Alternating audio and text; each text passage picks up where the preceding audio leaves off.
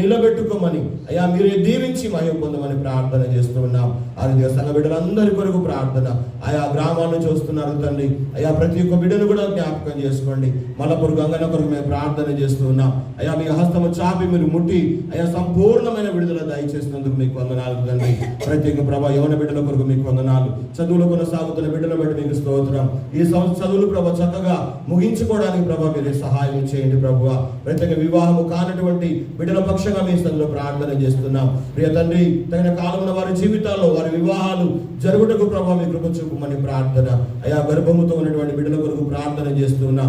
మీ కృప మీ కాపుదల బిడ్డలకు తోడుగా దయచేయండి. మంచి ప్రసవాలు మీరు దయచేయండి ప్రభువా. సంతానము లేని వారి కొరకు ప్రార్థిస్తున్నాము నాయన. వారి జీవితాల్లో కూడా ప్రభా మీరు మేలు చేసి అయా మీ నామాన్ని గొప్ప చేసుకోమని ప్రార్థన. చిన్న బిడ్డలు మొదలుకొని పెద్దవారి వరకు కూడా అయా దయతో ప్రతి బిడ్డను కూడా జ్ఞాపకం చేసుకోండి తండ్రి. ప్రత్యేకంగా ప్రపంచం యొక్క తండ్రి పరిస్థితులు మారిపోతూ ఉన్నాయి నాయన. ముఖ్యంగా రష్యా ఉక్రెయిన్ మధ్య జరుగుతున్నటువంటి యుద్ధాన్ని బట్టి మేము ప్రార్థన చేస్తున్నాం. అయా ప్రపంచంలో వారి ఇరు దేశాల మధ్య మంచి సమాధానము దయచేయండి. యుద్ధమును మాన్పే దేవుడు నీవే గనుక అయా మీ నామమున చేస్తున్న ప్రార్థన ఆలకించి యుద్ధాలు మాన్పమని ప్రార్థన చేస్తుంటున్నాము తండ్రి. ఈ ప్రత్యేకంగా ప్రభువ మా సంఘాన్ని మా సంఘ బిడ్డలను అయా మా ముందున్న రోజులను ప్రభ మీ చేతుల్లో పెడుతున్నా. భయంకరమైన ఎండాకాలంలోకి వస్తున్నాము నాయన. ఇప్పటికే ప్రభ వాతావరణ మార్పును బట్టి చాలా మంది బిడ్డలు జలుబులతో జ్వరాలతో గొంతు నొప్పితో ఉంటున్నారు. ప్రియతల్లి మీ హస్తము చాపండి అయ్యా మీరు ముట్టండి ప్రభువా. మంచి ఆరోగ్యాలతో దీవించమని ప్రార్థన చేస్తున్నా. ఇదిగో మీ దాసునిగా ప్రభువా నన్ను మరుగుపరచండి అయ్యా. మాతోను మాట్లాడండి ప్రభువా. మీ మాటలు వినే చెవులను గ్రహించే హృదయాలను మీ వాక్య ప్రకారంగా జీవించగలిగే ఆ జీవితాలను మాకు దయచేయమని మీరే సమస్త మహిమ గణిత ప్రభావాలు పొందమని మా ప్రభువును ప్రియ రక్షకుడైన యేసుక్రీస్తు నామమున ఈ ప్రార్థన అడిగి వేడుకుంటున్నాము తండ్రి. ఆమేన్. దయచేసి కూర్చుందాం. దేవుని నామమునకు మహిమ కలుగునుగాక. ప్రభు అయిన యేసుక్రీస్తు నామం పేరిట మరి ప్రియ సంఘ బిడ్డలకు అదేవిధంగా ఆన్లైన్లో ఈ యొక్క వాక్యాన్ని వినబోతున్నటువంటి మీ అందరికీ మన ప్రభువును ప్రియ రక్షకుడైన యేసుక్రీస్తు నామములో మరి వ్యక్తిగతంగా మా సంఘపక్షంగా మీ అందరికీ వందనాలు తెలియజేస్తూ ఉన్నాను. పోయిన జనవరి నెలలో మనము నిర్గమకాండం యొక్క ధ్యానాలు ఆపేశాం. మొదటి ఆదివారము రెండో ఆదివారము రూబెనయ్య గారు రావడం, ఆ విధంగా కొన్ని కార్యక్రమాలు బట్టి నిర్గమకాండం యొక్క ధ్యానాల జోలికి మనం పోలేదు. కానీ ఈ రోజున 4వ అధ్యాయంలో మిగిలిన భాగాన్ని ధ్యానం చేయడానికి మనము అవకాశం తీసుకుందాం. ఈ నిర్గమకాండము 4వ అధ్యాయములో గత కొన్ని రోజులుగా కొన్ని వారాలుగా 3-4 ప్రసంగాలు మనం వింటూ వచ్చాం కదా. మీ అందరికి జ్ఞాపకం ఉండదనుకుంటున్నాను నేను. ఐగుప్తు దేశములో బానిసలుగా ఉన్న తన ప్రజలను విడిపించడానికి లేదా తన ప్రజలకు తాను చేసిన వాగ్దాన దేశానికి తన ప్రజలను నడిపించడానికి భక్తుడైన మోషే గారిని దేవుడు ఏం చేశాడు? ఎన్నుకున్నాడు, పిలుచుకున్నాడు. మరి తన పక్షంగా తన పని చేయడానికి మరి మోషే గారిని ఐగుప్తు దేశానికి పంపాలని ఆలోచన దేవుడు కలిగి ఉన్నట్టుగా 3వ అధ్యాయంలో మనం చూస్తాం. ఆ మాట దేవుడు మోషేతో పంచుకున్నప్పుడు మోషే ఏమంటాడు మీకు కొద్దిగా జ్ఞాపకం చేయాలని నేను ముందు ప్రసంగాలను జ్ఞాపకం చేస్తున్నాను. ఏమంటాడు మోషే ఆ మాట అనగానే? ప్రభువా నేను ఆ పని చేయడానికి లేదా నీ ప్రజలను విడిపించడానికి నేను ఎంతటి వాడను, నా బలం సరిపోతుందా అన్నాడు కదా. అప్పుడు దేవుడు ఏమంటాడంటే అయ్యా నువ్వు ఒక్కడివే కాదయ్యా, నేను కూడా నీతో పాటు ఐగుప్తు దేశానికి వస్తాను, నీకు తోడుగా ఉంటాను, నువ్వు వాళ్ళు విడిపిస్తావు అన్నటువంటి మాటలతో మోషేను ధైర్యపరుస్తాడు, ఆదరిస్తాడు. ఆ తర్వాత 4వ అధ్యాయం మొదటి 9 వచనాల్లో మనం చూసినప్పుడు అక్కడ మోషే ద్వారా కొన్ని సూచక క్రియలు, కొన్ని అద్భుత కార్యాలు ఆ హోరేబు కొండ మీద దేవుడు జరిగించినట్టుగా మనం చూస్తాం. అవేంటి? ఆ చేతి కర్రను పారవేయమనగానే ఆ కర్ర పాముగా మారిపోతుంది.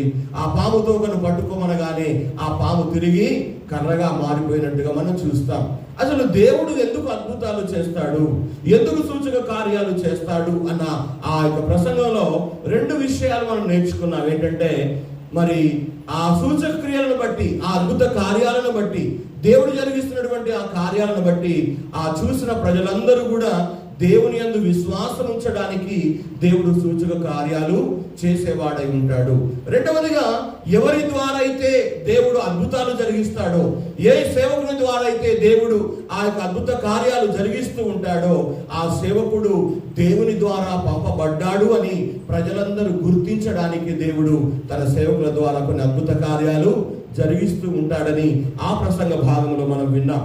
అదేవిధంగా తర్వాత నిర్గమకాండము 4వ అధ్యాయము 10వ వచనం నుండి 12వ వచనాల వరకు చూస్తే అక్కడ మరొక సాకు మోషే చెప్తాడు. ఏమని? అయ్యా, నేను మాట నేర్పరిని గాను, నేను నాలుక మాంద్యము గలవాడను, లేదా నేను నత్తివాడను అని చెప్పినప్పుడు దేవుడు అంటాడు, అయ్యా, మూగవాణి కానీ, గుడ్డివాణి కానీ, చెవిటివాణి కానీ పుట్టించింది ఎవరు? నేనే కదా. వాళ్ళకు నోరిచ్చేది నేనే కదా. నువ్వెందుకు బలహీనం అవుతావు? ఎందుకు దిగజారిపోతావు?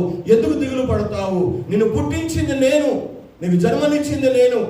అదేవిధంగా నీ బలహీనత ఏమిటో కూడా నాకు తెలుసు అన్నటువంటి విషయాలు మనం ఆ ప్రసంగంలో మనం నేర్చుకుంటూ వచ్చాం.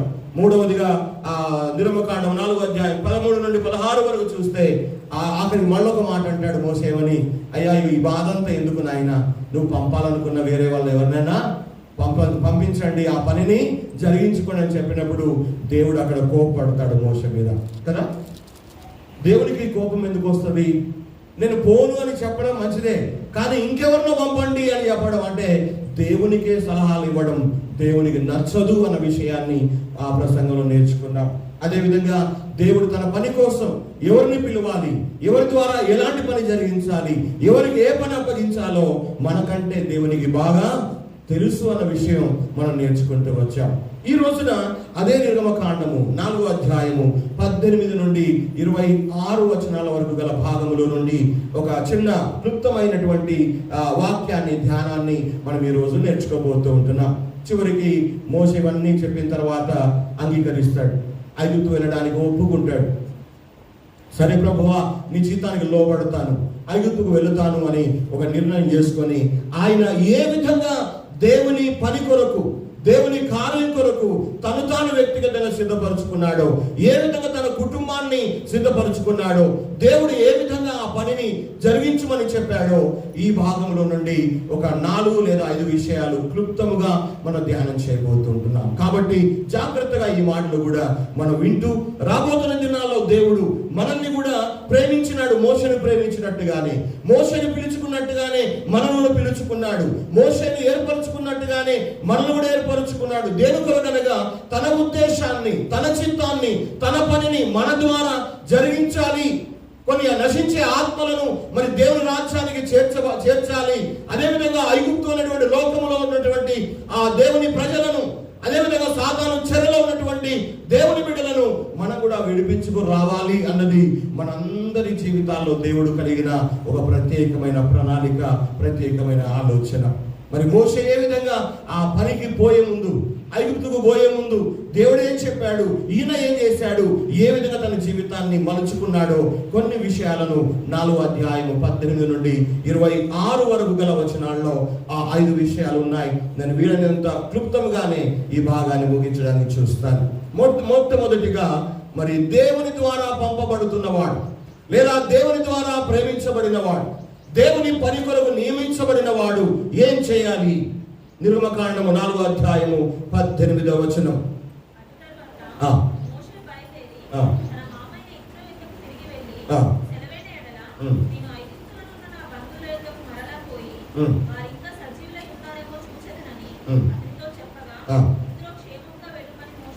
చాలు, ఈ భాగంలో ఒక విషయం రాయబడి ఉంది. దేవుడు మోషేతో మాట్లాడినాడు, మోషేను వెళ్ళమన్నాడు, మోషే ద్వారా పని చేయించాలనుకుంటున్నాడు. అయితే మోషే ఆ మాటలు విన్న తర్వాత ముందుగా తన మామగారి దగ్గరికి వెళ్ళాడు. ఎవరి దగ్గరికి వెళ్ళాడు? తన మామగారైన ఇత్రో దగ్గరికి వెళ్ళాడు. ఇత్రో దగ్గరికి వెళ్ళి అంటున్నాడు, మామగారు, దేవుడు నాకు దర్శనం ఇచ్చాడు, అక్కడ చెప్పినట్టుగా ఏం రాయబడలా, కానీ ఏమంటున్నాడంటే, నీ సెలవైతే, నీవు ఒప్పుకుంటే, నీవు నాకు అనుమతి ఇస్తే నేను నా బంధువుల దగ్గరికి వెళ్తాను, ఐగుప్తు దేశానికి వెళ్ళాలనుకుంటున్నాను. నా బంధువులు ఇంకా ఉన్నారో, చచ్చిపోయారో, బ్రతికున్నారో లేదో చూసి రావాలనుకుంటున్నాను, చూడడానికి వెళుతున్నాను అని అన్నాడు. అసలు మోషే తన మామగారికి చెప్పాల్సిన అవసరం ఉందంటారా? మోషే పిలిచింది దేవుడు, పనిచ్చింది దేవుడు, ఒప్పుకున్నది మోషే. మామగారికి చెప్పాల్సిన అవసరం ఉందా? జవాబు చెప్పట్లేదు ఎవరు. పోనీ చెప్పడం మంచిదా, చెప్పకపోవడం మంచిదా? అడే చెప్పినాడని చెప్పి చెప్పడం మంచిది అంటున్నారా? ఇక్కడ చెప్పాడని చెప్పి చెప్పడం మంచిది అంటున్నారా? చెప్పడం మంచిది. నువ్వు ఎటు పోతున్నావో, నువ్వు ఎక్కడికి పోతున్నావో, ఏ పని మీద పోతున్నావో ఇంట్లో ఉన్న వాళ్ళకు చెప్పడం చాలా మంచిది. దేవుని బిడ్డగా, దేవుని ప్రేమ ద్వారా ఎన్నిక చేయబడిన దేవుని బిడ్డగా, నువ్వు తల్లిగా ఉండొచ్చు, నువ్వు తండ్రిగా ఉండొచ్చు, నువ్వు మీ కుమారులుగా ఉండొచ్చు, కుమార్తెలుగా ఉండొచ్చు, యవన కాలంలో ఉండొచ్చు, కానీ దేవుని ద్వారా ప్రేమించబడిన వారైతే, దేవుని కొరకు వాడబడాలి అనే ఆశ మీరు కలిగి ఉన్న వారైతే, మీ కుటుంబంలో ఉన్నటువంటి మీ పెద్దలను గౌరవించడం నేర్చుకోండి. మొదటగా మీరు హోటల్ పోతున్నారా, హోటల్ వెళ్తున్నారా చెప్పండి. పని మీద వెళ్తున్నారా, పని మీద వెళ్తున్నారని చెప్పండి. కానీ ఏమాత్రం కుటుంబానికి గౌరవం ఇవ్వకుండా, తల్లికి గౌరవం ఇవ్వకుండా, తండ్రికి గౌరవం ఇవ్వకుండా, కుటుంబంలో ఉన్న పెద్దలకు చెప్పకుండా మీరు దేవుని బిడ్డలుగా ఎటు పోవడానికి వీలు లేదు. మీ సెలవైతే, మీరు వెళ్ళమంటే, మీరు అనుమతిస్తే నేను వెళతాను అని అక్కడ మోషే మాట్లాడుతున్న మాట నాకు చాలా నచ్చింది. ఎంతమంది ఉన్నారు ఇక్కడ బయటకు వెళ్ళేటప్పుడు నేను ఫలానా పని మీద వెళుతున్నాను, ఫలానా స్థలానికి వెళుతున్నానని చెప్పి వెళ్ళేవారు ఎంతమంది ఉన్నారు ఇక్కడ? మీ కుటుంబాన్ని గౌరవించడం, మీ కుటుంబంలో ఉన్న పెద్దలను గౌరవించడం దేవుని బిడ్డలుగా ప్రథమ ప్రాముఖ్యత. First priority you have to give your family members. మీ కుటుంబానికి, కుటుంబంలో ఉన్నటువంటి వ్యక్తులకు మొట్టమొదటిగా దేవుని పక్షంగా, దేవుని బిడ్డలుగా మీరు ప్రాధాన్యత ఇవ్వడం నేర్చుకోవాలి. నేను తోటికోటలో ప్రసంగం చేశాను నిన్న. పెళ్ళంటే ఒక బంధం, సంబంధం. పెళ్ళంటే గౌరవించుకోవడం. పెళ్ళంటే బాధ్యతలు మోయడం కదా. అంటే ఇంగ్లీష్లో చెప్పాను, marriage is a relationship, marriage is respecting, marriage is responsibility. అంటే కుటుంబాన్ని దేవుడు మనకి ఇచ్చాడు. ఒక తల్లిని, ఒక తండ్రిని, ఒక అత్తయ్యను, ఒక మామయ్యను, అన్నను, తమ్ముడిని, అక్కను, చెల్లెలను దేవుడిచ్చాడు. ఒక క్రైస్తవునిగా దేవుని పనికి వెళ్ళక ముందు దేవుడు నిన్ను వాడుకోవాలని ఆశ కలిగి ఉంటే నీవు గౌరవించడం కాదు, దేవుడు నీకు ఇచ్చిన కుటుంబాన్ని గౌరవించడం నేర్చుకో.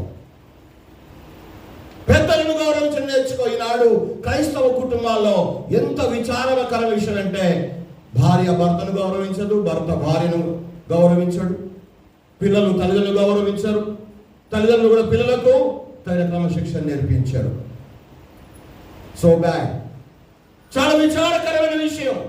ఈ రోజున దేవుని బిడ్డలమని చెప్పుకుంటూ కూడా, దేవుని ప్రజలుగా జీవిస్తూ కూడా దేవుడు మనకిచ్చిన కుటుంబాలను గౌరవించుకోలేకపోతున్నాము అంటే మనం నిజంగా సిగ్గుపడాలి. మా రూబెన్ గారు బాగా చెప్తారు, భార్యలు అప్పుడప్పుడు పోయి మా కరగకపోవడం ఇటు వచ్చిందా అంటారట. భర్త పోయి అంటాడు, మా సైలెంట్ ఇటు వచ్చిందా మీ ఇంటికి ఏమన్నా? ఎంత గౌరవం కదా ఒకరి పట్ల ఒకరికి, ఎంత మర్యాద. ఈనాడు నేను అంటూ ఉన్నాను, మీ కుటుంబం దేవుని ద్వారా మీరు పొందిన కుటుంబం, మీకు ఇవ్వబడిన కుటుంబం దేవుడు మీరు ప్రేమించాడు. ఈ రోజు నేను అంటున్నాను, ఒక దేవుని సేవకు వెళ్ళేవాడు, దేవుని ప్రజగా దేవుని ద్వారా ప్రేమించబడిన వాడు, దేవుని పనికి వెళ్ళేవాడు తన కుటుంబాన్ని గౌరవించడం నేర్చుకోవాలి. మాకైతే చెప్పారు, మాకు ట్రైనింగ్ పీరియడ్లో ఏంటంటే, సోమవారం ఫ్యామిలీ డే, పాస్టర్స్కి అది ఫ్యామిలీ డే. ఎందుకంటే ఆదివారం కూడా ఫుల్ బిజీ ఉంటారు అయ్యగారు. సోమవారం ఒకటి ఖాళీ పెట్టుకోండి, మీ ఇంటి కొరకు పని చేయడానికి, మీ ఇంటి పనులు చేసుకోవడానికి, మీ కుటుంబంతో గడపడానికి ఒక రోజును కేటాయించుకొని అని చెప్పేవాళ్ళు మాకు. ఈ రోజున కుటుంబంతో గడపడానికి సమయాన్ని తీసుకుంటున్నారా? కుటుంబాన్ని గౌరవిస్తున్నారా? కుటుంబంలో పెద్దలను మర్యాదగా మాట్లాడుతూ ఉన్నారా? ఈ రోజున మీ కుటుంబ జీవితం ఎలా ఉందో ఒక్కసారి మీ కుటుంబం గురించి మీరు ఆలోచన చేయాలి. ఎందుకంటే మోషేను ప్రేమించినట్టుగా దేవుడు మనల్ని ప్రేమించాడు.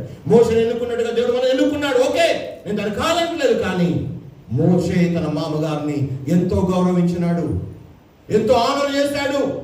ఎందుకు చేశాడు? ప్రాణభయంతో పారిపోయి వచ్చిన సమయంలో, ఎవరు కూడా చేరదీయని సమయంలో ఇత్రో మోషే చేయి పట్టుకున్నాడు. తన సొంత కూతుర్నిచ్చి పెళ్లి చేశాడు. 40 సంవత్సరాలు తన ఇంట్లో ఆశ్రయం ఇచ్చాడు. తను కంటి పాపలాగా ఇతరు కాపాడుతూ వచ్చాడు. తనకు కూడా మందలు ఇచ్చాడు, ఒక పని ఇచ్చాడు, 40 సంవత్సరాలు ఒక ఆశ్రయం కల్పించాడు. ఇలాంటి సమయంలో దేవుడు మోషేను వెళ్ళమని చెప్పినప్పుడు ముందుగా ఎవరికి చెప్పాలి? ఇంటి పెద్ద ఆయన ఇత్రో గారికి చెప్పడం మంచిది అని ఆలోచన చేశాడు. వెళ్ళి చెప్పాడు. ఏమన్నాడు? వెళ్ళొద్దు, ఎట్లా పోతావు నువ్వు అట్లా వచ్చావు, నేను జీవితాన్ని ఎట్లా బాగు చేశాను నీకు తెలుసా? ఎంత కష్టపడా నీకు తెలుసా? నువ్వేం ఆలోచన చేస్తున్నావు, ఏ మాట అంటున్నావు? ఇప్పుడు ఉన్న ఫలానా వెళ్ళిపోతే నా జీవితం ఏం కాను అని చెప్పేసి అనలేదు. కానీ నీకు క్షేమమగునుగాక, నువ్వు తప్పకుండా వెళ్ళు, నీ పనిని దేవుడు సఫలపరుస్తాడు, నువ్వు వెళ్ళే పనిలో విజయం పొందుతావు అన్నటువంటి ఒక విధానములో ఇతను మోషేను దీవించి పంపినాడు. దేవుని బిడ్డలారా, ఒక మాట చెప్తున్నాను. మీ ఇంట్లో మీరు చెప్పి బయటకు పోయినప్పుడు మీ తల్లి, మీ తండ్రి, కుటుంబ సభ్యులు మీ క్షేమాన్ని కోరుతారు. హల్లెలూయా. మీ బాగును కోరుతారు. మీరు వెళుతున్న పని విజయవంతంగా ముగించాలని, తిరిగి క్షేమంగా ఇంటికి రావాలని, మీకు తోడుగా ఆ కృపాక్షేమములు మీ వెంట వస్తాయి అని దీవించి పంపుతారు. తెలుసా విషయం? ఈనాడు ఇంట్లో ఉన్నటువంటి వాళ్ళకు చెప్పకుండా పోవడం ద్వారా మీ జీవితాలు ఏమవుతాయి? మీరు ఏ విధంగా ఎక్కడికి వెళతారో మీకు తెలియదు, మీ జీవితాలు ఏమవుతాయో తెలియదు. కానీ కుటుంబ పెద్దలుగా మీరు ఎక్కడికి వెళ్ళినా, ముఖ్యంగా దేవుని బిడ్డలుగా జీవించే ఈ జీవితంలో మన కుటుంబం వారికి చెప్పినప్పుడు మీరు క్షేమముగా వెళ్ళిరండి, మీరు ఆరోగ్యంగా వెళ్ళిరండి, మీరు సంతోషంగా వెళ్ళిరండి అని ఎప్పుడైనా మీ తల్లిని చెప్పినప్పుడు వాళ్ళు ఎట్టుపోతారా? కాలిరవడి కూర్చోబెడతారన్నారా? లేకపోతే పోయిరమ్మని చెప్తారా? మన జీవితాల్లో దేవుని బిడ్డలముగా దేవుడు మనకి ఇచ్చిన కుటుంబాలను గౌరవించాలి. అది మన మొదటి బాధ్యత. అందుకే 10 ఆజ్ఞల్లో కూడా ఒక ఆజ్ఞ ఉంటుంది, నీ తల్లిని నీ తండ్రిని సన్మానించుము అన్నమాట. ఈ రోజున మన జీవితాల్లో దేవుని బిడ్డలముగా, క్రైస్తవులముగా, పాటలు పాడేవారుగా మనం ఉండొచ్చు, అదే ప్రార్థన చేసేవారుగా మనం ఉండొచ్చు, దేవుని పరిచయం చేసే ఒక పని దేవుడు మనకి ఇవ్వచ్చు. కానీ ఇవన్నీ చేసే ముందుగా చేయడానికి ముందుగా మనము మన బాధ్యత ఏంటంటే మన కుటుంబాలను గౌరవిస్తే దేవుడు మనకి ఇచ్చిన పనిని క్షేమముగా, సమాధానంగా, ఆనందంగా కార్యాన్ని, ఆ పనులు మనము చేయగలుగుతాము. ఒకవేళ వాళ్ళ అనుమతి, వాళ్ళ యొక్క ఆశీర్వాదము లేకుండా దేవుని పని మనం చేయలేము. ఒకవేళ చేసిన ఆ పని బాగు జరగదు, అది పాడయ్యే ప్రమాదం కూడా లేకపోలేదు. అసలు మంచిగా చేసేది దేవుడు, పాడు చేసేది సాతానుడు కదా, మనందరూ తెలుసు ఆ విషయం. కానీ ఇక్కడ మనం చూస్తున్నాము, దేవుని సేవకు వెళ్లే ముందు మరి మోషే తనకిచ్చిన కుటుంబాన్ని, తన మామగారిని మరి గౌరవించి, గౌరవప్రదంగా తన అనుమతి తీసుకొని ఆయన వెళ్ళినట్టుగా మనం చూస్తున్నాం. అంటే మన కుటుంబాలలో కూడా దేవుని బిడ్డలముగా ఎవరికి ఇవ్వవలసిన మర్యాదను, ఎవరికి ఇవ్వవలసిన గౌరవమును మనం తప్పకుండా ఇవ్వడము నేర్చుకోవాలి. ఒకవేళ ఆ మర్యాద, గౌరవము మన ఇంట్లోనే మనం ఇవ్వకపోతే, మన ఇంట్లోనే మనము నేర్చుకోకపోతే, బయట వెళ్ళిన తర్వాత ఆ గౌరవం మనం ఎలా నేర్చుకుంటాం? ఎవరు మనం గౌరవిస్తారు? ఏ విధంగా మనం దేవుని పని చేయగలుగుతామో ఒక్కసారి ఆలోచన చేయడానికి చూడాలి. ఎందుకంటే రాత్రులు, శనివారం ఆరాధనకు వచ్చాము ఈ రోజున, రాత్రులు ఒకవేళ ఉప్పు కారం ఎక్కువైపోయి అనుకొని చెప్పి పడుకొని తెల్లారులేసి వస్తాం అనుకోండి, ఆ పని ఎట్లుంటుంది? జర దబాయి చేయకపోవచ్చు, కానీ అది సరిగ్గా ఉండకపోవచ్చు. కనుక దేవుని పనిని చేయడానికి ముందుగా మనం పరీక్షించుకోవడమే కాకుండా దేవుడు మనకి ఇచ్చిన కుటుంబాలను కూడా గౌరవప్రదంగా కాపాడుకోవడం ఒక దేవుని బిడ్డగా మనం నేర్చుకోవాలి. ఈ పని ఆయన మోషే చేశాడు. రెండవదిగా ఏం చేశాడు ఆయన? ఆ దేవుని పని కొరకు వెళ్ళక ముందు 4వ అధ్యాయము 19-20 వచనాలు కూడా చదివి సహాయం చేయండి.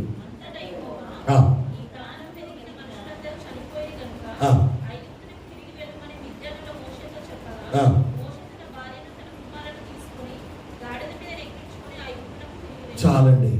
రెండవదిగా మోషే ఏం చేశాడు?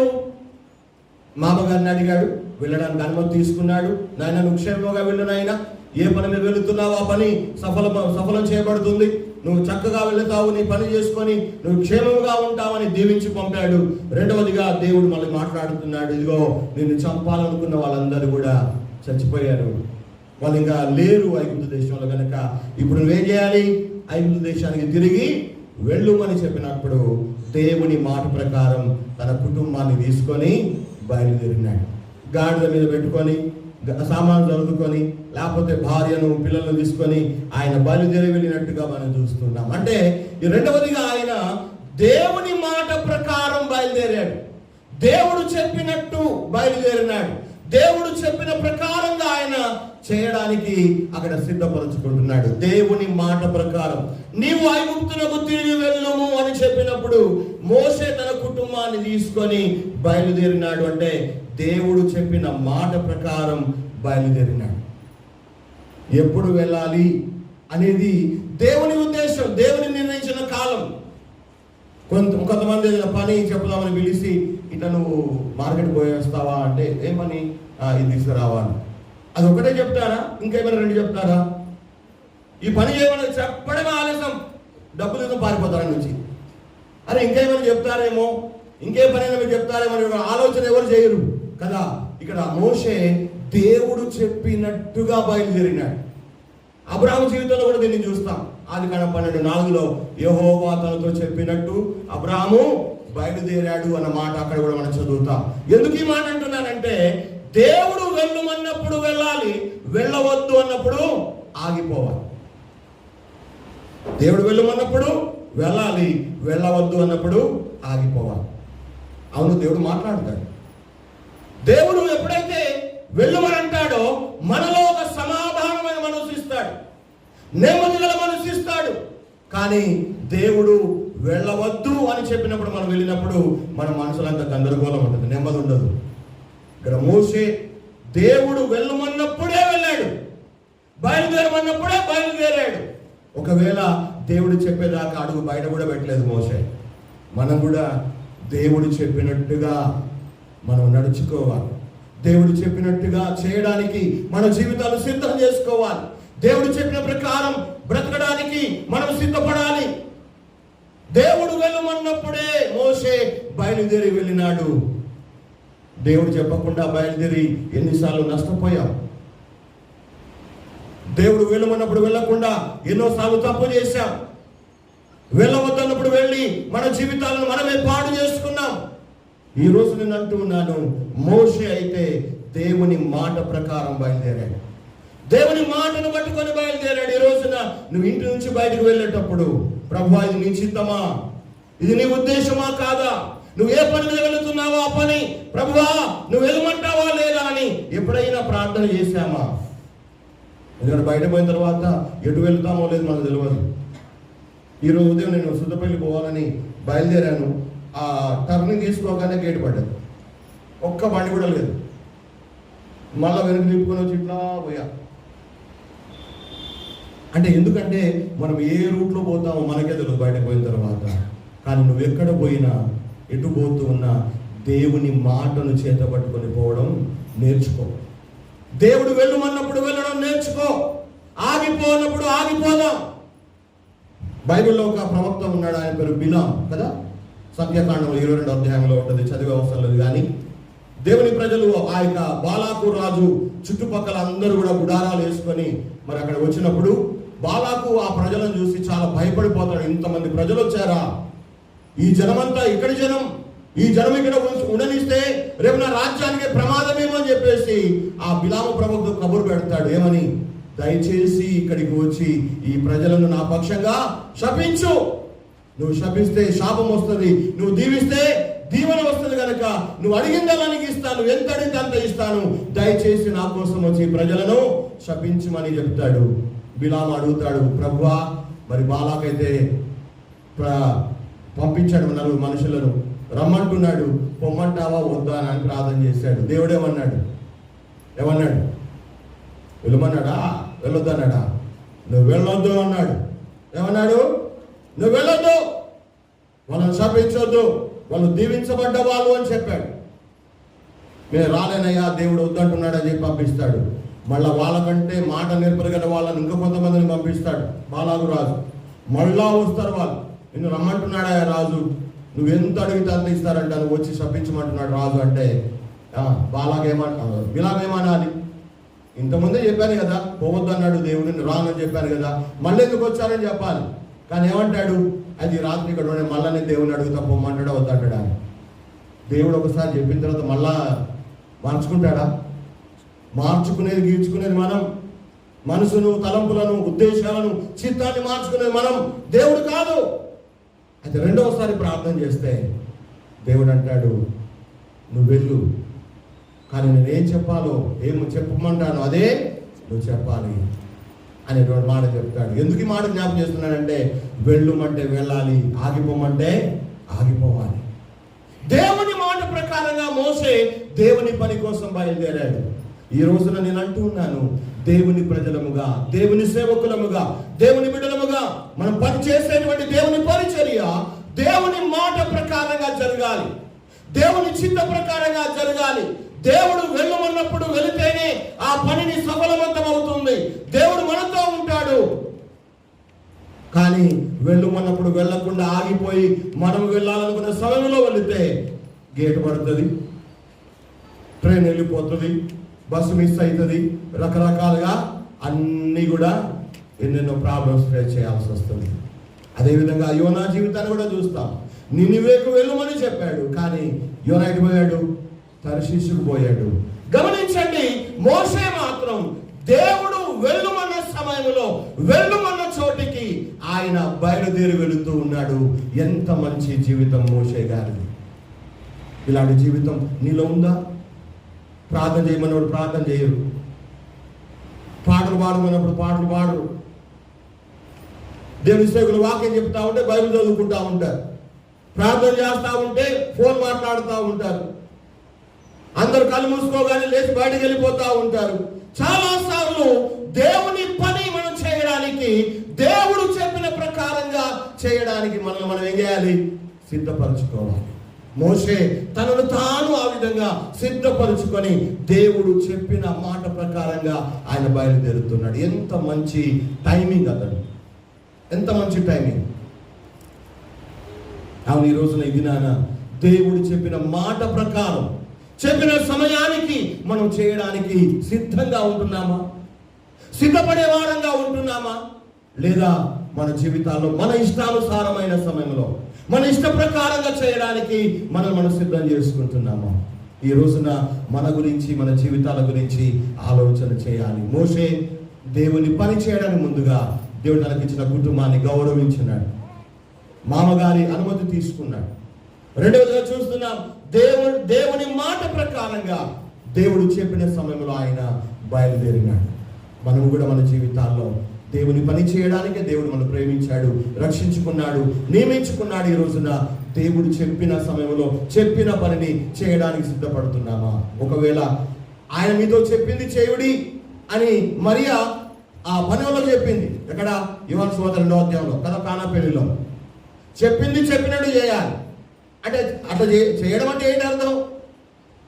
చెప్పినప్పుడు చెప్పిన సమయంలో చేయాలి, చెప్పింది చెప్పినట్టు చేయాలి, చెప్పిన ప్రకారంగా చేయాలి. అదే చెప్పింది చేసినట్టు. చెప్పడం వేరు, చేసేది వేరు. కానీ చెప్పినప్పుడు చేస్తున్నామా? చెప్పిన ప్రకారం చేస్తున్నామా? చెప్పినట్టు చేస్తున్నామా? ఇక్కడ చూస్తే మోషే గారు దేవుడు చెప్పిన ప్రకారం, దేవుడు చెప్పిన సమయానికి, దేవుడు చెప్పిన దినాన ఆయన బయలుదేరి వెళ్ళిపోయాడు. మీరు అనొచ్చు, ముహూర్తమా ఇది అని. దేవుడు చెప్పిన సమయమే మంచి ముహూర్తం. నిన్న తొలికొండ అయ్యగారు కూడా అన్నాడు, పెళ్లి లేట్ అయిపోయింది, పెళ్లి చేయడానికి అయ్యగారు లేచే టయానికి 2 అవుతుందా, అటు 2 అవుతుంది. ఆయన అన్నాడు, కార్డు మీద 10:30, 11 ఉంది, కానీ ఇదే బహుశా దేవుడు చెప్పిన సమయమేమో, అందుకే ఈ పెళ్లి జరుగుతుంది అన్నాడు ఆయన. కరెక్టే కాదు, అదే ముహూర్తమేమో మనకు తెలియదు. దేవుడు చెప్పినట్టుగా అన్నీ జరిగాయి. బైబిల్లో దేవుడు చెప్పినట్టుగా జరిగాయి. వెలుగు కలుగుగా అంటే వెలుగు కలిగింది కదా. ప్రకృతి అంతా, సృష్టి అంతా కూడా దేవుని మాట ద్వారా చెప్పినట్టుగా జరిగిపోయాయి. అదేవిధంగా దేవుడు చెప్పినట్టుగా మనం చేస్తే మన జీవితాలు ఎంత అద్భుతంగా ఉంటాయో, ఎంత ఆశీర్వాదంగా ఉంటాయో, ఎంత దీవెనకరంగా ఉంటాయో మోషే జీవితం ద్వారా మనం చూస్తూ ఉంటున్నాం. అంటే దేవుని సేవకు, దేవుని పనికి, దేవుని ద్వారా ప్రేమించబడి నియమించబడిన దేవుని బిడ్డలందరూ కూడా ఈ సూత్రాలు పాటిస్తే ఆరాధన కార్యక్రమం ఎంత బాగుంటుంది, పాటలు ఎంత బాగుంటాయి, ప్రార్థనలు ఎంత గంభీరంగా ఉంటాయి, దేవుని వాక్య పరిచర్య ఎంత ఆశీర్వాదకరంగా ఉంటుంది. కానీ మనమే చేస్తాం, చెప్పిన సమయానికి చెప్పిన ప్రకారం మనము చేయడానికి అంగీకరించం కనుక అది ఎదేదో అయిపోతా ఉంటుంది. కనుక దాన్ని మార్చుకుందాం, సరి చేసుకుందామని నేను ఇక్కడ మీకు జ్ఞాపకం చేస్తుంటున్నా. మూడవదిగా మోషే ఏం చేశాడు? దేవుడు వెళ్ళమన్నాడు, వెళ్ళడానికి అంగీకరించాడు. మొదటిగా తన మామగారి దగ్గరికి వెళ్ళి అనుమతి తీసుకున్నాడు. నీ సెలవు అయితే నేను వెళ్తాను అన్నాడు. క్షేమంగా వెళ్ళి దీవించి పంపాడు. రెండవదిగా చెప్పిన ప్రకారం చెప్పిన దినాన ఆయన బయలుదేరి వెళ్ళిపోయాడు. దేవుడు చెప్పినట్టు బయలుదేరాడు కనుక దేవుని పని సక్సెస్ ఖచ్చితంగా అయిపోతుంది. దాంట్లో ఎవరు అడ్డం వచ్చినా, ఎన్నిసార్లు అభ్యంతరాలు వచ్చినా, ఎన్ని ఒడిదుడుకులు వచ్చినా, ఎంతమంది అడ్డుపడ్డా దేవుడు చెప్పిన ప్రకారంగా మనం పని ఆరంభిస్తే ఆ పని విజయవంతంగా ముగించగలుగుతాం. మోషే ముగించాడు ఆ పనిని, తప్పకుండా ముగించాడు, సక్సెస్ఫుల్గా ముగించాడు. ఎక్కడ అందరూ అడ్డుపడ్డారు, ఎన్నెన్నో ఆటంకాలు వచ్చాయి, ఎన్నెన్నో అవరోధాలు వచ్చాయి, ఎంతమంది అడ్డుపడ్డారు, కానీ ఆ పని మాత్రం సఫలం చేశాడు దేవుడు. ఎందుకంటే మోషే దేవుడు చెప్పిన ప్రకారంగా ఆయన బయలుదేరాడు. మూడవది ఏం చేశాడు? నిర్గమకాండం 4వ అధ్యాయం 20వ వచనం 2వ భాగం. మోషే దేవుని కర్రను తన చేత పట్టుకొని పోయాడు. మూడవదిగా వెళ్ళేటప్పుడు దేన్ని చేత పట్టుకోపోమని దేవుడు చెప్పాడు, దేన్ని తీసుకువెళ్ళమని చెప్పాడు, దాన్ని చేత పట్టుకొని పోయాడు. ఏం తీసుకుపోమన్నాడు దేవుడు? ఏం తీసుకుని వెళ్ళమన్నాడు? కర్రను. ఎవరి కర్ర అన్నాడు? అది ఎవరి కర్ర? దేవుని కర్ర. నిజంగా దేవుని కర్ర అది కాదు, అది మోషే చేతి కర్ర. కానీ 4వ అధ్యాయం 1-9 వచనాలు మనం చూసాం ఇంతకుముందే. పారవేయమనగానే పారేశాడు, ఏమైంది? పామైంది. తోక పట్టుకోమన్నాడు, తోక పట్టుకున్నాడు, మళ్ళీ కర్రగా మారిపోయింది. అంటే తన చేతిలో ఉన్న దాన్ని దేవుడు చెప్పినట్టుగా దేవునికి ఇచ్చినప్పుడు మోషే చేతిలో ఉన్న దాన్ని దేవుడు తన కర్రగా మార్చుకున్నాడు. దేవుడు మోషే వెళ్ళేటప్పుడు దేవుడు చెప్పాడు, ఇదిగో నా కర్రను చేత పట్టుకొని పోవాలి. 17వ వచనం చదివితే మనకు అర్థమవుతుంది. 17వ వచనం, ఆ కర్రను చేత పట్టుకొని పోవాలి, ఆ సూచక క్రియలు చేయవలెనని చెప్పాడు. నువ్వు ఆ కర్రను చేత పట్టుకొని ఐగుప్తు దేశంలో అనేక కార్యాలు నువ్వు చేయాల్సి ఉంది అన్నాడు అక్కడ. అందుకే మోషే పోయేటప్పుడు దేవుడు పట్టుకొని పొమ్మని చెప్పిన ఆ దేవుని కర్రను చేత పట్టుకొని పోయాడు. ఇప్పుడు కూడా మనకు చేతిలో కర్రలు కావాలా? మరి కర్రలు కావాలంటారా? సరోజమ్మ చేతి కర్ర పట్టుకుని వస్తుంది గుడికి. నేను కూడా ముసలైపోతే నేను కూడా చేతి కర్ర పట్టుకుంటానేమో. మనకు కూడా కర్రలు అవసరమా? దేవుని పనికి వెళ్ళేటప్పుడు దేవుడు పట్టుకొని వెళ్ళమన్న దాన్ని పట్టుకోకుండా పోతే, తీసుకోకుండా పోతే దేవుని పనిని ఏ విధంగా చేయగలం? దేవుని పని ఎలా జరుగుతుంది? దేవుని పని ఎలా జరుగుతుంది? దేవుని పని చేయడానికి దేవుడు దేన్ని పట్టుకొని వెళ్ళమన్నాడో దాన్ని చేత పట్టుకొని వెళుతూ ఉన్నాడు. ఈ రోజుల్లో మనకు ఆ కర్రలు అవసరం లేదు, కానీ అద్భుతాలు చేసే దేవుడు మనతో ఉన్నాడు. హల్లెలూయా! అద్భుతాలు చేసే దేవుడు మనకున్నాడు. దేవుడు చేసిన అద్భుతాల గురించి దేవుని గ్రంథంలో చాలా చాలా సందర్భాలు రాయబడ్డాయి. ఈనాడు ఈ దినాన నేను అంటున్నాను, దేవుని బిడ్డలమైన మనం ముఖ్యంగా ఆయన సేవలో ముందుకు సాగేటువంటి దేవుని సేవకులు, దేవుని ప్రజలు ఎక్కడికి వెళ్ళినా దేవుని గ్రంథాన్ని చేత పట్టుకొని వెళ్ళాలి. హల్లెలూయా! ఏం పట్టుకొని పోవాలి? కొంతమంది మందిరానికి వస్తారు, బైబిల్ పట్టుకోకుండా వస్తారు, చేతిలో బైబిల్ ఉండదు. మీకు చదువు వచ్చినా రాకున్నా దేవుని బైబిల్ చేతిలో పట్టుకొని రండి. ఎక్కడికి? మందిరానికి. మీకు చదువు వస్తుందా రాదా పక్క పెడదాం, మీరు చదువుతారా లేదా పక్క పెడదాం, కానీ బైబిల్ గ్రంథాన్ని చేతిలో పట్టుకొని గుడికి రావడం నేర్చుకోండి. ఎందుకంటే అలా వస్తున్నప్పుడు మీరు చూసిన వాళ్ళు, వీళ్ళు క్రైస్తవులు, వీళ్ళు దేవుని నమ్మిన బిడ్డలు, వీళ్ళు దేవుని ప్రజలు అని అందరూ కూడా చెప్పకుండానే తెలుసుకుంటారు. ఒక మాట అడుగుతాను, ఏమనుకోవద్దే. మీరు పెళ్ళిలో పోతారు కదా, బైబిల్ పట్టుకొని పోతారు ఎప్పుడైనా? పెళ్ళిలో పోయేటప్పుడు సంకొక బ్యాగ్ బరాబర్ మర్చిపోరు. లిప్టిక్ పెట్టుకొని మర్చిపోరు. హ్యాంగింగ్స్, చైన్లు అన్నీ బరాబర్ పెట్టుకోపోతారు. క్రైస్తవులే బైబిల్ మాత్రం ఇంటికాడ పెట్టిపోతారు. ఆడ చదివేది ఉందా, మన ప్రసంగం చేసేది ఉందా అనుకుంటారు. కానీ దేవుడు ఏమంటున్నాడు? మనం పోయేటప్పుడు, దేవుడు మన చోటుకి వెళ్ళేటప్పుడు, దేవుని పని మీద వెళుతూ ఉన్నప్పుడు, దేవుని కొరకు వెళుతున్నప్పుడు నీ చేతిలో నా చేతిలో ఉండాలి. దేవుని జీవగ్రంథమైన బైబిల్ మన చేతిలో ఉందా? చేతిలో పట్టుకొని వెళుతున్నావా? నా సేవ ఆరంభంలో నేను కూడా బైబిల్ పట్టుకొని పోవడానికి చాలా సిగ్గుపడేవాడిని. అట్లా కొన్ని నెలలు పోయా, బైబిల్ లేకుండానే పోయి వచ్చేవాడిని. మా అమ్మ ఒకసారి కూర్చోబెట్టుకుని మంచిగా సెంటింగ్ ఇచ్చింది, నాకు చివాట్లు పెట్టింది. ఎరా, చేసేదేమో దేవుని పని, దేవుని సేవకుని అంటావు, బైబిల్ పట్టుకొని పోవడానికి నామోసా, సిగ్గా అని చెప్పి తిట్టింది నాకు. అప్పటి నుంచి బైబిల్ నా వెంటే ఉంటుంది, నా బండిలో ఉంటుంది. ఇది కాకుండా చిన్న బైబిల్లోనే పెట్టుకుంటాను. బైబిల్ కారులో బైబిల్ ఉంటుంది. ఎందుకంటే దేవుని గ్రంథం ఎక్కడ ఉండాలి? మన ఇంట్లో కాదు, కారులో బండిలో ఉండాలి, మంచిదే, కానీ మన చేతిలో ఉండాలి. దేవుని మాటలు, దేవుని వాక్కు మన చేత పట్టుకొని ఉండాలి. మోషే దేవుని కర్రను చేత పట్టుకొని పోయాడు. ఐగుప్తు దేశంలో ఎన్నో మహత్కార్యాలు ఆ కర్ర ద్వారా మోషే చేశాడు. కర్ర మర్చిపోతుంటే ఆ కార్యాలు జరిగేవే కాదు. ఈనాడు దేవుని వాక్యం, దేవుని గ్రంథం నీ వెంట ఉంటే, నీ చేతిలో ఉంటే, నీతో ఉంటే, దేవుడు నీతో ఉన్నట్టు, దేవుని సన్నిధి మనతో ఉన్నట్టు. కానీ ఈనాడు ఆ అన్ని బరువు కావు, కానీ బైబిలే బరువు అవుతుంది. అందరికి బైబిలే బరువు అవుతుంది. ఈ రోజు నేను అంటున్నాను, దేవుని సేవకునిగా నువ్వు మందిరానికి వచ్చిన, కుటుంబారాధనకు వచ్చిన, గృహ కుటుంబాలకు వచ్చిన, పెళ్ళిళ్ళకు పోయినా, పెరాటానికి పోయినా, దేవుని బిడ్డగా నీ చేతిలో, నీ బ్యాగ్లో దేవుని గ్రంథము ఉండి తీరాలి, ఉండాలి. దేవుని గ్రంథం, దేవుని యొక్క గ్రంథం మన చేతిలో లేకపోతే మన చేతిలో ఏమీ లేనట్టే లెక్క. ఏం లేకపోయినా సరే దేవుని గ్రంథం ఉంటే అన్నీ ఉన్నట్టే. బైబిల్ ఒక మాట ఉంది, చూద్దామా రండి. ఫిలిప్పీ పత్రిక 4వ అధ్యాయం 16వ వచనం. ఫిలిప్పీ 4:16. ఫిలిప్పీ పత్రిక 4వ అధ్యాయం 16వ వచనం. అట్టి జనము మధ్య,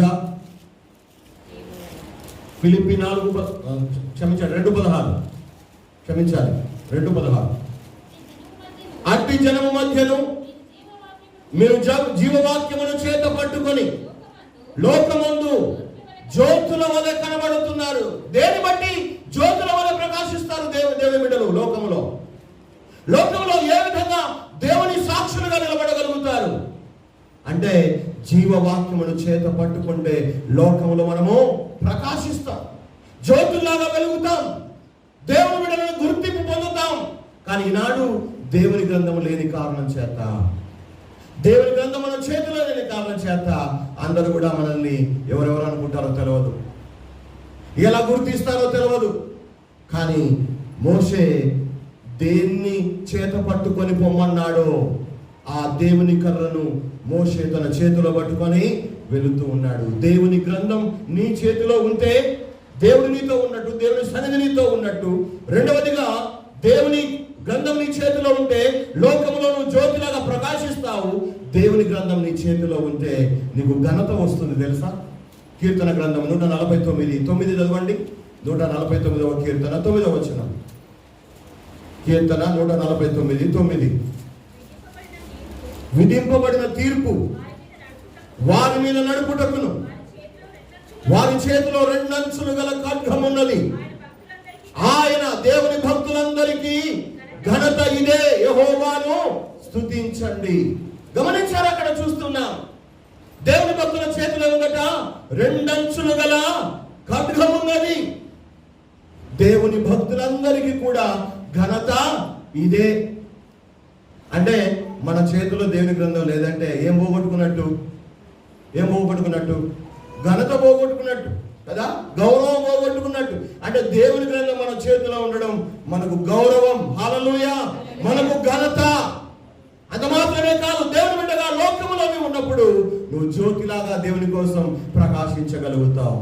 మోషే తను తాను ఏ విధంగా మౌళ్ళు చేసుకుంటున్నాడో, ఏ విధంగా మలుచుకుంటున్నాడో మనం చూస్తున్నాం. తన కుటుంబానికి గౌరవం ఇచ్చాడు. మామగారిని అనుమతి తీసుకున్నాడు, వాళ్ళకు చెప్పాడు, వాళ్ళకు చెందాల్సిన మర్యాద గౌరవం ఇచ్చాడు. బయలుదేరాడు. ఎట్లా బయలుదేరాడు? దేవుడు చెప్పినట్టుగా, దేవుని మాట ప్రకారంగా బయలుదేరాడు. మూడవదిగా, దేవుడు దేన్ని పట్టుకొని వెళ్ళమన్నాడు ఆ చేతికరను పట్టుకొని ఆయన వెళ్తున్నాడు. నాలుగవదిగా, మోషే ఏ విధంగా తను తాను సిద్ధపరచుకుంటూ వెళ్తున్నాడు. అదే నిర్గమకాండము 4వ అధ్యాయము 21 నుండి 2-3 వచనాలు చదువుతారా?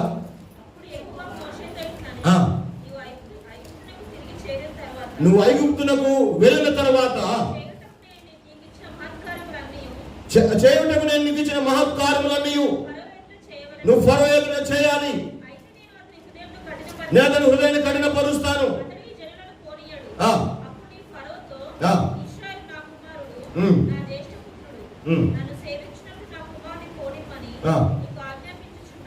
చాలు. ఈ మాటలు చూస్తే నాలుగవదిగా మోషేతో దేవుడు ఏమంటున్నాడంటే, నువ్వు ఐగుప్తుకు వెళ్ళిన తర్వాత, నువ్వు బయలుదేరుతున్నావు, నువ్వు ఐగుప్తుకు వెళ్ళిన తర్వాత నేను చేయమన్న పనులు నువ్వు చేయాలి, నేను చెప్పమన్న మాటలే నువ్వు చెప్పాలి. అంతకు మించి నువ్వేం చేయడానికి వీలు లేదు. అంటే ఒక మిషన్, ఒక పనిని, ఒక కర్తవ్యాన్ని మోషే భుజాల మీద పెట్టి దేవుడు పంపిస్తా ఉన్నాడు. నువ్వు ఐగుప్తుకు వెళ్ళిన తర్వాత ఫరో రాజు ఎదుట నేను ఏ కార్యాలు చేయమన్నానో ఆ కార్యాలు, సూచక కార్యాలు నువ్వు చేయాలి. తర్వాత ఫరోతో నేను ఏం మాట్లాడమన్నానో నేను చెప్పిన మాటలు నువ్వు ఫరోతో చెప్పాలి. అంటే దేవుని పరిచర్య చేసే బిడ్డలు, దేవుని ప్రజలుగా, దేవుని ద్వారా ప్రేమించబడిన దేవుని బిడ్డలు ఈ లోకంలో ఒక మిషనరీస్, వాళ్ళు ఒక కర్తవ్యంతో, ఒక బాధ్యతతో ఈ లోకంలో ఉంచబడిన వాళ్ళు దేవుని బిడ్డలు. ఈ లోకంలో దేవుడు మనం ఉంచినంత కాలం దేవుడు చేయమన్న కార్యాలు మనం చేయాలి. దేవుడు చెప్పమన్న మాటలే మనము చెప్పాలి. లేకపోతే నీకు తోసింది నీవు, నాకు తోసింది నేను, మీకు తోసింది మీరు చెప్పుకుంటా పోతే ఈ కథ ఒడిసేది కాదు ఇది. అందుకే ఈ లోకంలో దేవుడు ఏమంటున్నాడు? దేవుని బిడ్డలుగా ఉన్న మనతో చేయమన్న కార్యాలే చేయాలి, చెప్పమన్న మాటలే మనము చెప్పాలి. చాలా సార్లు మనం చెప్పాల్సిన మాటలు చెప్పము కానీ ఏవో మాటలు చెప్పేస్తా ఉంటాం. చేయము కానీ వేరే పనులు ఎంతగానో బాగా చేస్తూ ఉంటాం. కానీ దేవుడు ఏమంటాడు తెలుసా? తన ద్వారా ప్రేమించబడి, తన ద్వారా ఏర్పరచబడి, తన పని కొరకు పంపబడుతున్నటువంటి దేవుని బిడ్డలందరూ కూడా నాలుగవదిగా ఏంటో తెలుసా? దేవుడు చేయమన్న కార్యాలే మనం చేయాలి, దేవుడు చెప్పమన్న మాటలే మనము చెప్పాలి. కొంతమందికి ఎట్లా ఉంటారంటే ఒక్క పని చెప్తే 10 పనులు చేసుకొస్తారు. శబాస్ అంటాం, మరి మంచిగా వాళ్ళు చెప్పినందుకు నువ్వు చేసుకొచ్చినావని. మా అమ్మమ్మ మా చిన్నమైన మామకు మార్కెట్కి పోయి కొత్తిమీర తెమ్మన్నది. ఏం తెమ్మన్నది? కొత్తిమీర తెమ్మన్నది. ఆయన ఇంత తీసుకొచ్చి మా అమ్మమ్మకి ఇస్తాడు. నేను ఏం తెమ్మన్నారా? ఇది కొత్తిమీర కాదా అని అన్నాడు ఆయన. కొత్తిమీర కాదు అది, నేను ఆన్నే ఉన్నా. మెంతం కూడా అంటే కొత్తిమీర ఎట్లుంటుందో మెంతకి ఎట్లుంటుందో మావడం తెలియదన్నమాట. మా అమ్మమ్మ చెడామాడ తింటుంది వాళ్ళు. మా మేనమ్మ ఏమో ముసలి కొత్తిమీర తినాలని ఏమో ఆడ పచ్చ కనబడి ఇవ్వడి ఇచ్చింది అని అంటున్నాడు ఆయన. అంటే ఎందుకు మాట్లాడుతున్నానంటే ఈ లోకంలో మనం ఏం చేస్తున్నాం? అసలు ఏం చేయమని చెప్పాడు దేవుడు మనల్ని, ఏం చెప్పమని చెప్పాడు దేవుడు మన ఈ లోకంలో? అవి పక్కన పెట్టేసి చెప్పని పనులు చేస్తా ఉంటాం. చెప్పమన్న మాటలు చెప్పకుండా ఇంకేవో కూర్చున్న కాడ ఎన్నో చెప్తాం మనం. కానీ అసలు మనం ఈ లోకంలో ఎందుకొరకు దేవుడు మనల్ని ఉంచాడు, ఎందుకొరకు ప్రేమించాడు, ఎందుకొరకు ఏర్పరచుకున్నాడో ఆ సంగతి పక్కన పెట్టేస్తాం. చాలాసార్లు నేను ఒక విషయాన్ని విన్నా, ఆ అయ్యగారు చెప్పంగా. కొంతమందికి ప్రార్థన చేయాలి బాగా ఆశ ఉంటుంది, కానీ ఎక్కడ ఆమె అర్థం కాదు కదా. ఒక ఆయన ఇట్లా ప్రార్థన చేయండి అని అయ్యగారు చెప్పగానే పరలోకమందున్న మా తండ్రి అని అందుకున్నాడు. దానికి మూలకెళ్ళి ఎవరో ఒకరు ప్రార్థన చేస్తున్నాడు కానీ యేసునామని అడుగుతున్నాము అనే మాట యాదకొస్తలేదట ఆయన. ఎక్కడ ఆపాలో అర్థమైతే లేదట.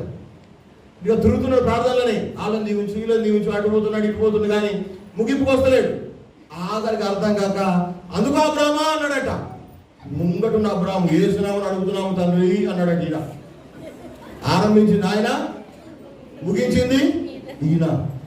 అర్థం కాకపోతే పనంతికనైతే దేవుడు నిన్ను ఏ పని కోసం ఏర్పరచుకున్నాడో, ఏ ఉద్దేశంతో నిన్ను ప్రేమించాడో, ఏం చేయమని చెప్పాడో, ఏం చెప్పమని చెప్పాడో అది నువ్వు గ్రహించకపోతే ఈ లోకంలో ఉంటావు కానీ దేవుని పని నువ్వు చేయలేవు, దేవుని కొరకు జీవించలేవు, దేవుని కొరకు నిలబడలేవు, దేవుని పనిని ముగించలేవు. కాకోకుండా దేవుని పనిని పూర్తిగా పాడు చేసిన వాళ్ళమైపోతాం. దేవుడు అది కోరుకోవడం మన జీవితాల్లో. మోషేతో అంటున్నాడు, నేను చేయమన్న కార్యాలే నువ్వు చేయాలి, నేను చెప్పమన్న మాటలే నువ్వు చెప్పాలి. అందుకే ప్రతి బోధకుడు కూడా ఆదివారం కానీ గృహకుడికి కానీ ముందుగానే ఒక రోజు ఏం చేస్తాడు, బైబిళ్ళు డిక్షనరీలు అవి ముందేసుకొని ప్రిపేర్ అవుతాడు, సిద్ధపడతాడు. ప్రభువా ఏం చెప్పాలి అని. నేను మీకు చెప్పాను, ఒకసారి ఇట్లాగే వేరే ఒక ప్రాంతానికి ప్రసంగం చేసి దారిలో ఇంకో చర్చ్ ఉందని చెప్పేసి అక్కడ కూడా పోయినా. అప్పటికే పాటలు అయిపోయినాయి, ప్రార్థన అయింది, అయ్యగారు వాక్యం కూడా ముగిస్తున్నాడు. అప్పుడు పోయినా నేను చర్చ్లోకి. అయ్యగారు రండి అని చెప్పేసి కూర్చోబెట్టాడు. ఇక ఆ వాక్యం ముగించి మన జిల్లా పాస్టర్ వచ్చిండు. అయ్యగారు కూడా ఒక 4 మాటలు చెప్తే బాగుంటుంది అన్నాడు. అరగంట 30 గంట ప్రసంగం చేసి 4 మాటలు చెప్పండి, ఏం చెప్తావు? నిలబడి అందరికి వందనాలు, దేవుడు కాపాడాడు, మీరు బాగున్నారా అంటే 4 మాటలు అయిపోతాయి. ఇంకేం చెప్తావు? 4 మాటలు చెప్పమన్నాడు కదా అని చెప్పి, సరే నేను కూడా 4 మాటలు చెప్తా అని చెప్పిన. 4 మాటలు చెప్పిన. వాళ్ళు కూడా అట్లా ఇట్లా చూస్తున్నారు. 4 మాటలు చెప్తాడు అయ్యగారు. ఏం చెప్తాడు? జిల్లా పాస్టర్, పెద్ద పాస్టర్ ఏం చెప్తాడు? నేను చెప్పిన దేవుని బిడ్డగా ముందు మనలో ఉండాల్సింది మార్పు అన్న. ఏముండాలి? ముందుగా మార్పు ఉండాలి. ఇలా మార్పు ఉందా? మారావా? మార్పు లేకపోతే పరలోకం లేదు. మత్తయి సువార్త 18:1 ప్రకారంగా కదా, మార్పు లేకపోతే పరలోకం లేదు. ఒక మాట అయిపోయింది, యాద ఉంచుకోరని చెప్పిన. రెండో మాట మత్తయి సువార్త 11:28-29 వచనాల్లో, నా కాడి సులువుగా ఉంటుంది, నా భారం తేలికగా ఉంటుంది, నా దగ్గర నేర్చుకోండి అన్నాడు యేసయ్య. మార్పు చెందిన నీ జీవితాన్ని చక్కగా ఎలా బ్రతకాలో, ఎలా మాట్లాడాలో, ఏం చేయాలో నేర్చుకోవాలి అన్న మార్పు.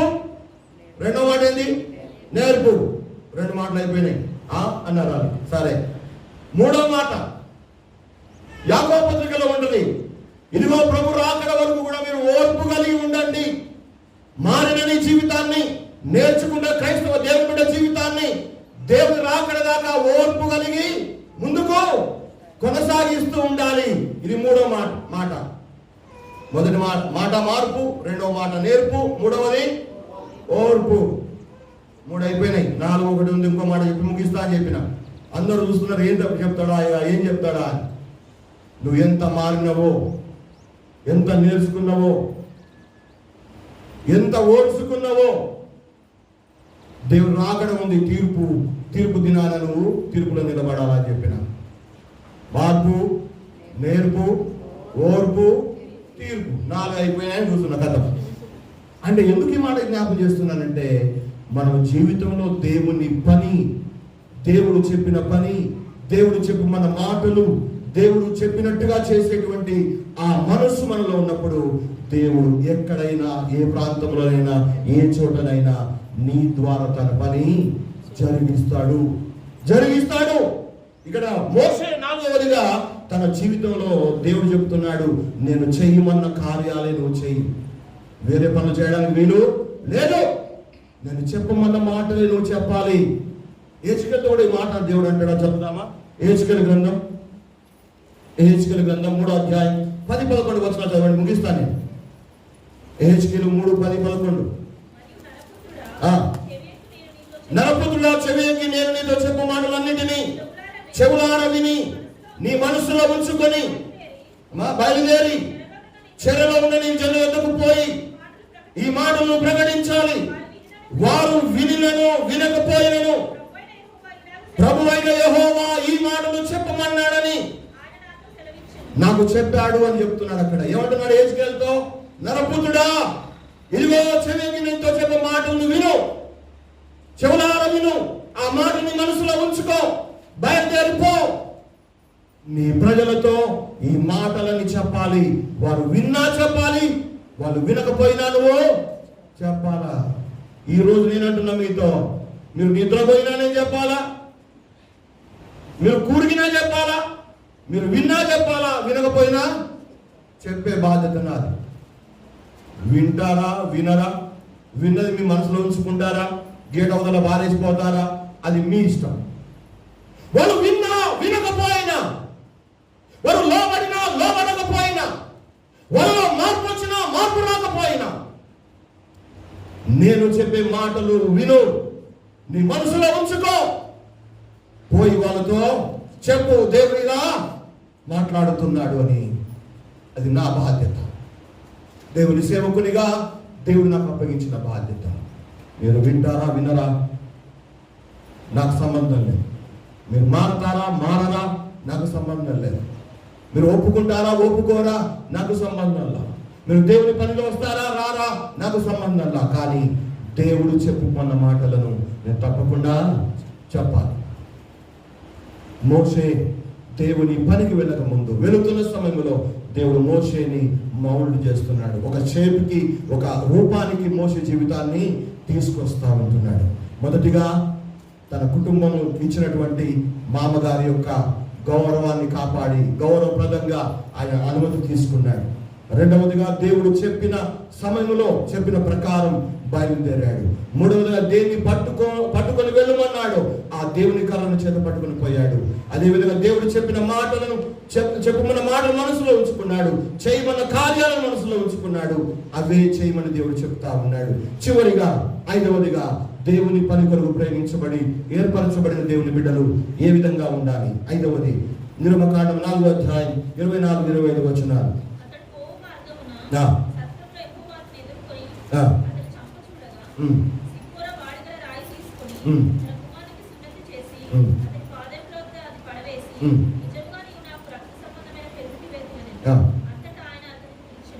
గమనించాలి.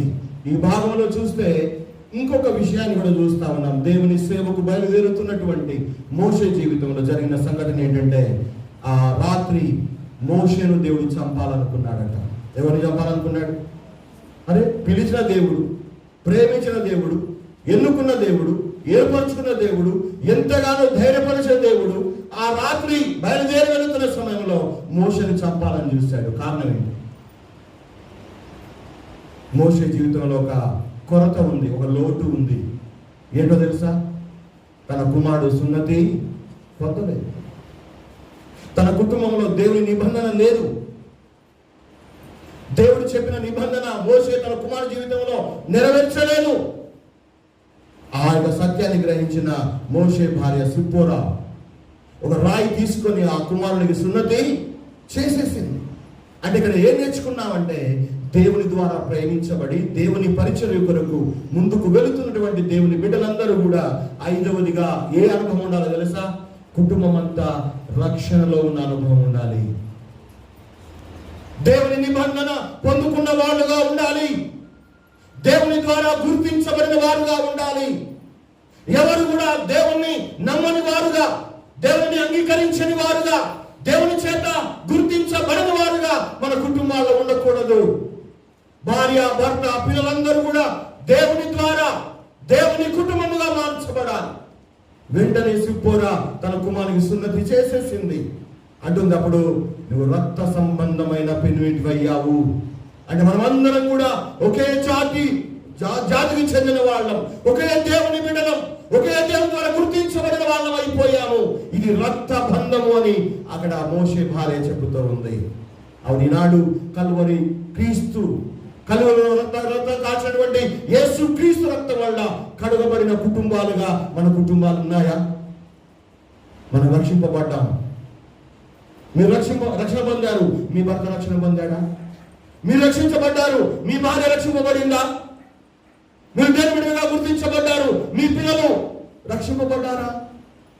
ఒక ఒకవేళ లేదు అనుకుంటే ఈ రోజే రక్షింపబడిన వారుగా ఒక కార్యం చేయాలి. ప్రభువా, మీ రక్తంలో మా కుమారుని కడగండి, మీ రక్తంలో మా కుమార్తెను కడగండి, వారు కూడా పాప క్షమాపణ ఇవ్వండి, వారు కూడా రక్షణలో నడిపించండి అంటూ మన కుటుంబం అంతటిని దేవుని చేతుల్లో పెట్టి దేవుని నిబంధనకు మన కుటుంబాన్ని యోగ్యులుగా మనల్ని మనం మార్చుకోవాల్సిన వారమై ఉన్నాం. ఈనాడు రక్షింపబడిన ఒక ప్రియ తల్లి, నీ కుమారుని నీ కుమార్తెను రక్షణలో నడిపించాల్సిన బాధ్యత నీదే. ప్రియ భార్యలుగా ఉన్న వారిని చెప్తున్నాను, రక్షింపబడిన మీ భర్తలను రక్షణ నడిపించే బాధ్యత మీదే. రక్షణ అనుభవం లేని భార్యలను నడిపించాల్సిన బాధ్యత భర్తలుగా మీ మీద ఉంది. ఒక కుటుంబముగా దేవునిని సేవించాలి, ఒక కుటుంబముగా దేవుని పని మనం చేయాలి. ఇది మన జీవితంలో ఒక కుటుంబముగా మన బాధ్యతగా మనం తీసుకోవాలి. అందుకే యెహోషువ అంటాడు, మీరు ఎవరిని సేవింప కోరుకొనినను నేను నా ఇంటి వారు యెహోవాను సేవిస్తాము. యెషయా 8:18 అంటాడు ప్రవక్త యెషయా, నేను దేవుడు నాకు ఇచ్చిన పిల్లలు దేవుని ప్రజల మధ్య మహత్కార్యాలుగా సూచనలుగా ఉన్నాము. కొర్నేలియు గురించి రాయబడింది, అతడు తన ఇంటి వారందరితో దేవుని యందు భయభక్తులు కలిగి దాన ధర్మాలు చేస్తూ ఎల్లప్పుడూ దేవునికి ప్రార్థన చేసేవాడు. ఈ రోజున కుటుంబముగా ఈ యొక్క అనుభవం మీ కుటుంబాల్లో ఉందా? మీ కుటుంబాల్లో ఈ అనుభవాన్ని కలిగి ఉన్నారా? పొద్దున సుద్దపల్లి చర్చ్ వెళ్తూ ఉంటే అక్కడ ఆ చర్చ్కి వచ్చే అబ్బాయి ఆడుతున్నాడు, గోటిలా ఏమంటారు ఆడుతా ఉన్నాడు. అరే రారా అని చెప్పిన, పోయి 15 నిమిషాలు కూర్చున్నాడు, అసలే వస్తలేడాడు. కిటికలు చూసి ఆనే ఆడుతున్నాడు. ఇంకా ఎప్పుడు వచ్చాడంటే కానుకలు పెట్టినప్పుడు వచ్చి కానుకోసి కొట్టాడు. కానుకలు పెట్టినప్పుడు వచ్చి కానుకోసి కొట్టాడు. ఏరా గెలిచావా ఓడిపోయావా అంటే అన్ని పోగొట్టుకున్నాడు అన్నట్టు పోటీలని. ఎందుకు ఈ మాట అంటున్నానంటే మన కుటుంబాలను మనము సిద్ధపరచాలి, మన కుటుంబాలను సిద్ధపరచాలి, మన పిల్లలను సిద్ధపరచాలి, మన కుమార్తెలను సిద్ధపరచాలి, భర్తలను భార్యలు సిద్ధపరచాలి, భార్యలను భర్తలు సిద్ధపరచాలి. ఒకవేళ ఆ సిద్ధపాటు లేకపోతే ఈ లోకంలో ఉన్నంత కాలం దేవుని బిడ్డలముగా దేవుని పని ఏ విధంగా చేయగలం? ఏ రకంగా పని సాగుతుంది? ఏ పని ఆ విధంగా మనము ముగించగలుగుతాము? ఒకవేళ అలాంటి అనుభవం మనలో ఉంటే మోషే జీవితం ద్వారా దేవుడు మాట్లాడుతున్నాడు. దేవుని బిడ్డలముగా మొట్టమొదటి మన కుటుంబాన్ని మనము గౌరవించడం నేర్చుకుందాం. రెండవదిగా దేవుని పని కొరకు దేవుడు చెప్పిన ప్రకారంగా బయలుదేరడానికి చేయడానికి మన ప్రయత్నం చేద్దాం. మూడవదిగా దేవుడు దేన్ని పట్టుకొని పోమన్నాడు దాన్నే పట్టుకుందాం. అవసరం లేని పట్టుకుని పోతే బరువు మనకే అవుతాయి. కొంతమంది పట్టుకుంటారు, అప్పుడప్పుడు ట్రైన్లో పోయిన వాళ్ళకి బాగా జ్ఞాపకం, పోలీసులు పోతారు. ముస్లిం సైడ్ అని పోయినప్పుడు భార్య భర్త పిల్లలు ఎంతమంది ఉంటారు, మూటలు అన్నీ ఉంటాయి వాళ్ళ దగ్గర. అరే గినో కెత్తే పోటీ అవుతారు అంటే వాళ్ళు దీని తర్వాత అన్ని వచ్చినాయి సామాన్ 1 2 3 4 5 6 7 పూరి ఆగా ఇద్దరు ఉత్తరం అంటే అన్ని మూటలు పట్టుకుని పోతారు వాళ్ళు. మనం కూడా అన్ని పట్టుకుపోతాం, కానీ దేని పట్టుకోవాలి దాన్ని పట్టుకుని పోం. అసలు సమస్య ఆడే ఉంది మనకు. ఇన్ని ఉండేది అవసరం ఉన్నది ఒకటి ఉండాలి మనకు కదా. ఈ రోజున మన జీవిత యాత్రలో ఇది ఉండాలి. దేవుడు దేన్ని పట్టుకోమన్నాడు దాన్ని పట్టుకోవాలి. నాలుగవదిగా ఏం చెప్పమన్నాడు అదే చెప్పాలి, ఏం చేయమన్నాడో అదే చేయాలి. చివరికి మన కుటుంబాన్ని కూడా మనం ఏం చేయాలి, సిద్ధపరచుకోవాలి. అటు కృప, అటువంటి అనుభవం పరిశుద్ధాత్మ దేవుడి మాటలు వింటున్నా మనందరికీ దయచేయాలని కోరుకుంటూ నా మాటలు ముగిస్తున్న దేవుడి మాటలు మనం ఇంటిలో దీవించి ఆశీర్వదించను గాక. ఆమేన్. దయచేసి అందరం లేచి నిలబడదాం. ఒక పాట పాడుతుండగా కానుకలు సమర్పించుకొని ప్రార్థన ఆశీర్వాదాల చేత ఈ కోడికను మనం ముగించుకొని